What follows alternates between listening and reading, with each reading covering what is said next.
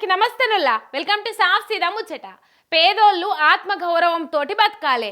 బిడ్డ వస్తుంది, అల్లుడు వస్తాడు, అగ్గిపెట్టంత ఇంట్లో ఎన్నొద్దులని ఆత్మగౌరవం తప్పుకొని ఉంటారు.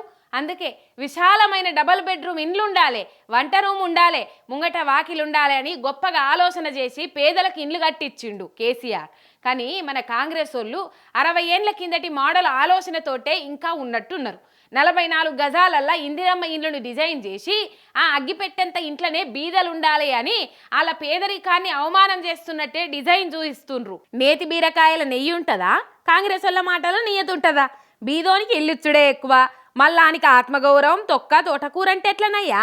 ఇల్లు ఇస్తామని చెప్పినందుకు ఏదో చిన్నగా పండుకుంటే కాళ్ళు మలుసుకునేటంత ముత్తమంత అర్రలుండే ఇల్లు డిజైన్ చేయుండ్రయ్యా అని చెప్పి ఈ ఇంటిని డిజైన్ చేయించింది.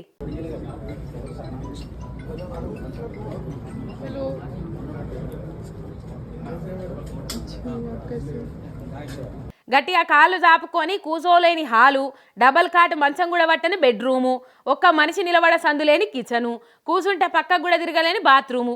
ఇది ది గ్రేట్ రేవంతుల వారి సర్కారు తయారు చేపించిన డబల్ బెడ్రూమ్ డిజైన్. వాళ్ళు చెప్పిన కొలతల ప్రకారం ఇల్లు కట్టుకుంటేనే ఇందిరమ్మ ఇండ్లకు పైసలు ఇస్తారట. చూడుర్రు ఎట్లుందో. ముగ్గురు కూడా కాళ్ళు చాపి పండుకోలేని ముత్తమంతా ఇల్లు ఇచ్చి బీదరికాన్ని అవమానం చేస్తున్నట్టే అనిపిస్తుందని ఈ డిజైన్ తీసిన వాళ్ళు అంటారు. కేసీఆర్ కట్టించిన ఇండ్లల్లో హాల్ అంత లేవు, మీరు కట్టించే ఇండ్లని దెప్పి పొడుస్తారు. బీదోడంటే ఇసొంటి ఇరుకారలనే ఉండాలనా? మీరు మాత్రం ప్యాలెస్లు కట్టుకోవచ్చు.